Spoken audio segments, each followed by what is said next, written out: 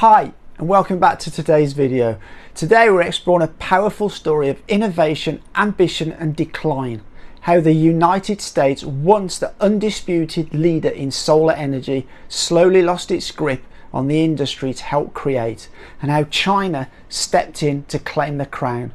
This isn't just about tariffs or cheap labour. It's a deeper story about missed opportunities, lack of long-term vision, and what happens when China's bold industrial strategy meets short-term profit thinking of the USA. The modern solar cell was invented in 1954 by Bell Laboratories in New Jersey, a scientific breakthrough. The New York Times ran a headline saying it could usher in a new era, an era powered by the limitless energy of the sun. And for a while, that looked like it could happen in America. But fast forward to today, and China now controls over 90% of the world's solar polysilicon supply. This isn't just about manufacturing, it's about owning the foundation of the solar industry itself. So how did the US let go of its lead? And was China's rise inevitable, or was it enabled by American missteps? Everything starts with sand. Purify it to an almost unimaginable degree, down to one impurity atom per 100 million, and you get polysilicon, the raw material for every solar panel on Earth. For decades, the US was at the center of this supply chain. The tiny town of Hemlock, Michigan, home to Hemlock Semiconductor, was once the world's largest producer of solar-grade polysilicon. If you have a smartphone or are using a laptop, chances are there's a bit of Hemlock in there. They also made about 1/3 of the world's chip-grade silicon. Hemlock Semiconductor was started in 1961, a joint venture between Dow Chemical and Corning. But by the 1980s, cracks were appearing. A US Department of Energy study in 1984 called it high-cost, aging facility. It needed investment. Instead, they sold 1/3 of the company to Japanese investors. Then came the early 2000s. Solar demand was rising, oil prices were spiking, the world was waking up to climate change. But Hemlock's parent company, Dow Corning, was locked in years of bankruptcy protection due to lawsuits over silicon breast implants. So while the world was gearing up for a solar boom, Hemlock was unable to respond. And it wasn't just the lawsuits. Energy costs were killing them. Polysilicon production is incredibly electricity intensive. Hemlock became Michigan's largest energy consumer in a state with some of the highest industrial power prices in the US. They did try to expand, announcing billions in upgrades during the 2000s, but decision making was sluggish, with 4 different corporate boards needing to sign off. Strategic momentum just wasn't there. At that time, the entire global supply of polysilicon came from just 10 facilities owned by 7 companies. It was a textbook oligopoly. They were running at capacity, keeping prices high and enjoying monopoly-style profits. Hemlock executives even bragged about it in 2009.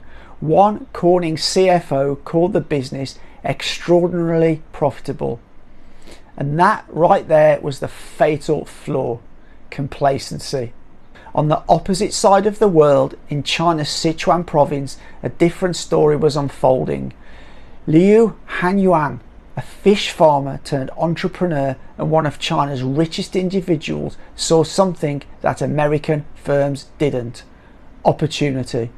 In 2007, he invested $428 million in a new polysilicon facility in Lishan, a city with cheap land, abundant labour and, crucially, dirt cheap hydroelectric power. Sichuan sits where Himalayan rivers crash down, feeding massive hydropower, including the Three Gorges Dam, the world's largest, creating abundant energy that keeps costs incredibly low. And Liu wasn't alone. As solar demand exploded, over 80 polysilicon manufacturers emerged across China, creating fierce competition and driving prices down. Then in 2008 came the financial crash. European nations pulled back on solar subsidies. Chinese firms dependent on exports were suddenly in trouble. Prices collapsed. Between 2011 and 2012 alone, prices fell over 70%. But Chinese firms hung on. The government didn't let the market wipe them out. Instead, they consolidated, improved and scaled. Meanwhile, back in the US, Hemlock and others were drowning. Orders evaporated, factories closed, Hemlock's expansion was cancelled. Sun Edison sold its Texas plant to a Chinese buyer, and REC Silicon shut down its Washington plant. In 2011, Frank Asbeck, CEO of Germany's Solar World, filed a complaint with the US government. He accused China of dumping solar panels at below cost prices. The US agreed, and in 2012, under the Obama administration, the Commerce Department slapped anti-dumping tariffs on Chinese panels of up to 250% to counter alleged subsidies. It was the start of the solar trade war. Trump ramped it up in 2018 with 30% tariffs on all imported solar panels, not just China's, aiming to protect domestic jobs. Biden kept the pressure on, extending tariffs and adding the Inflation Reduction Act in 2022 for US manufacturing incentives. Just this year, in 2025, there's a new investigation into imported polysilicon, potentially leading to more duties. But the reality is these tariffs haven't dethroned China. Why?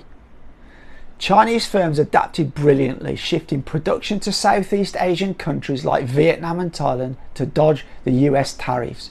US imports of Chinese-made panels actually rose in some years because the tech got cheaper and demand exploded. Meanwhile, China's home market boomed with incentives starting in 2011, absorbing overcapacity and fueling exports. Today, China produces 80% of global solar components, and their panels are everywhere, powering the world's clean energy shift.